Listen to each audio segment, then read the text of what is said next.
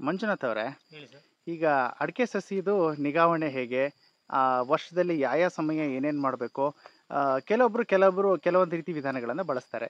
ನೀವು ಈ ರೀತಿಯಾದ ಬೆಳೆ ಬೆಳಿಲಿಕ್ಕೆ ನೀವು ಯಾವ ರೀತಿ ವಿಧಾನಗಳನ್ನು ಅನುಸರಿಸಿದ್ರಿ? ಯಾವುದು ನಿಮಗೆ ಅನುಕೂಲ ಅನಿಸ್ತು ಈ ಒಂದು ಭೂಮಿಗೆ ಅಥವಾ ಮಣ್ಣಿಗೆ?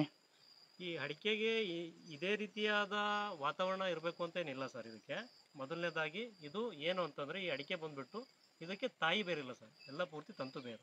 ಇದೇನು ಮಾಡುತ್ತೆ ಅಂತಂದರೆ, ನೀರನ್ನು ತೊಗೊಳ್ಳೋದಾಗಿರ್ಬೋದು ಅಥವಾ ಏನೇ ಒಂದು ಲವಣ ಖನಿಜಾಂಶಗಳು ಏನೇ ತೊಗೊಳ್ಳೋದಾಗಿರ್ಬೋದು, ಇದೇನು ಮಾಡುತ್ತೆ ಅಂದರೆ ತಂತು ಬೇರುಗಳ ಮುಖಾಂತರ ತಗೊಂಡೋಗುತ್ತೆ.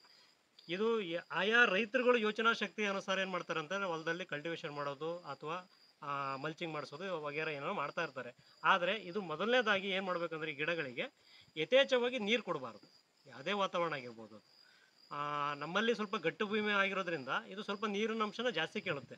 ಹಾಗಾಗಿ ಹಂಗಂತ ಹೇಳ್ಬಿಟ್ಟು ನಾವು ಸುಮ್ಮನೆ ದಿನ ಬಿಟ್ಟು ದಿನ ನಾವು ನೀರು ಕೊಡಬಾರ್ದು. ಕನಿಷ್ಠ ವಾರಕ್ಕಾದ್ರೂ ಒಂದ್ಸರಿ ನಾವು ನೀರು ಕೊಡಬೇಕು.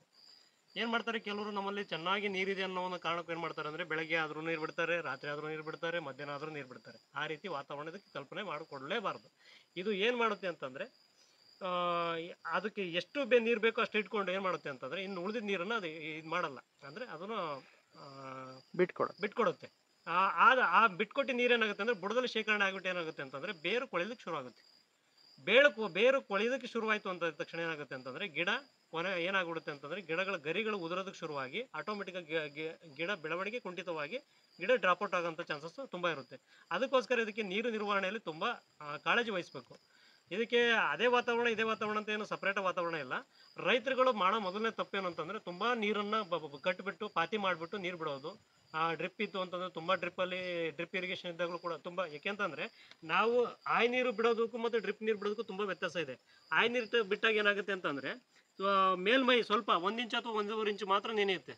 ಅದು ನಾವು ಡೈಲಿ ನೀರು ಬಿಟ್ಟಾಗಲೂ ಕೂಡ ಏನಾಗುತ್ತೆ ಅಂತಂದರೆ, ಅವರಿಗೆ ತೇವಾಂಶ ಕಾಣೋದಿಲ್ಲ. ಅದಕ್ಕೆ ಏನು ಮಾಡ್ತಾರೆ ಅಂದರೆ, ನೀರಿನ ತೇವಾಂಶ ಇಲ್ಲ ಅಂತ ಹೇಳ್ಬಿಟ್ಟು ಪದೇ ಪದೇ ನೀರು ಬಿಡ್ತಾ ಇರ್ತಾರೆ. ಆಗೇನಾಗುತ್ತೆ ಅಂತಂದರೆ, ಈ ಮರಗಳು ಬೇರುಗಳ ಸುತ್ತ ಏನಾಗುತ್ತೆ ಅಂತಂದರೆ, ಮಣ್ಣು ಸವಕಳಿ ಜಾಸ್ತಿ ಆಗ್ಬಿಡುತ್ತೆ. ಹರಿಯೋ ನೀರಿನ ಜೊತೆಗೆ ಮಣ್ಣು ಏನಾಗುತ್ತೆ, ಫಲವತ್ತಾದ ಮಣ್ಣು ಏನು ಮಾಡುತ್ತೆ, ಕೊಚ್ಕೊಂಡು ಹೋಗೋದು ಶುರು ಆಗುತ್ತೆ. ಅದೇ ನಾವು ಈ ಥರ ಡ್ರಿಪ್ ಇರಿಗೇಷನ್ ಮಾಡಿದಾಗ ಏನಾಗುತ್ತೆ ಅಂತಂದರೆ, ಬಿದ್ದಿದ್ದ ಜಾಗದಲ್ಲಿ ಕನಿಷ್ಠ ಏನಿಲ್ಲ ಅಂದ್ರೆ 5 ರಿಂದ 6 ಅಡಿ ನೀರು ನೆನೆಯೋದಕ್ಕೆ ಶುರುವಾಗುತ್ತೆ. ನಾವು ಒಂದು ಸರಿ ನಾವು ನೀರು ಬಿಟ್ಟಿವಿ ಈಗ ಅಂತಂದರೆ, ಕನಿಷ್ಠ ನಾವು 1 ವಾರ ತನಕ ನೀರು ಬಿಡೋಂಥ ಅವಶ್ಯಕತೆ ಇಲ್ಲ. ಆಮೇಲೆ ಇನ್ನೊಂದೇನೆಂದರೆ, ನೀರಿನ ಉಳಿತಾಯ ಆಯಿತು, ಕೂಲಿಯ ಉಳಿತಾಯ ಆಯಿತು. ಆಮೇಲೆ ನೆಕ್ಸ್ಟು ನೀರು ನಿರ್ವಹಣೆ ಕೂಡ ತುಂಬ ಈಸಿಯಾಗಿರುತ್ತೆ. ಪ್ರತಿಯೊಂದು ಈಗ ಸುತ್ತಮುತ್ತ ಈಗ ನಾವು ಏನು ಮಾಡ್ತೀವಿ ಅಂತಂದರೆ, ಆಯ್ ನೀರು ಬಿಟ್ಟಾಗ ಕಳೆಯೋದು ಕೂಡ ಜಾಸ್ತಿ ಆಗಿರುತ್ತೆ. ಕಳೆ ನಮಗೆ ಒಳ್ಳೆಯದೇ, ಕೆಟ್ಟದಂತಲ್ಲ. ಹಂಗಂತ ಹೇಳ್ಬಿಟ್ಟು ಸುಮ್ಮನೆ ಕಳೆ ಮಾಡ್ಕೋಬಾರ್ದು. ಅದಾಗಿ ಅದು ಬೆಳಿಬೇಕು. ಅಂದರೆ ಬದಲಾದ ಕಳೆ ಬೆಳೆದಾಗ ಏನಾಗುತ್ತೆ ಅಂತಂದರೆ, ಬಲವಾದ ಬೆಳೆ ಬರುತ್ತೆ ಇದಕ್ಕೆ. ನಾವೇನು ಮಾಡ್ತೀವಿ ಅಂತಂದರೆ, ಆಯ್ ನೀರು ಬಿಟ್ಟಾಗ ಏನಾದಾಗ ಕೆಲವೊಂದು ಕಳೆ ಬೀಜಗಳು ಪ್ರಸರಣ ಆಗಿ ಏನಾಗುತ್ತೆ ಅಂತಂದರೆ, ಒಂದೇ ರೀತಿಯಾದ ಕಳೆಗಳು ಬರೋಕ್ಕೆ ಶುರು ಆಗುತ್ತೆ. ಅದಕ್ಕೋಸ್ಕರ ಈ ಅಡಿಕೆ ಮರನ ನಿರ್ವಹಣೆ ಮಾಡೋದೇನಂತಂದರೆ, ಸರಿಸುಮಾರು ಅದಕ್ಕೆ ಹಶ್ವಾಗಿದೆಯಾ, ಅದಕ್ಕೆ ನೀರು ಬೇಕಾ ಅನ್ನೋದನ್ನು ಕೂಡ ರೈತ ಭಾಳ ತುಂಬ ಕಾಳಜಿಯಿಂದ ತಿಳ್ಕೊಂಡು ಅದಕ್ಕೆ ನೀರು ಕೊಡಬೇಕು. ಅಷ್ಟು ಬಿಟ್ಟರೆ ಇದರಲ್ಲಿ ಇನ್ನೇನು ಪ್ರತ್ಯೇಕವಾಗಿ ಮಾಡುವಂಥ ಕಾಳಜಿ ಏನಿಲ್ಲ ಇದಕ್ಕೆ ಸರ್.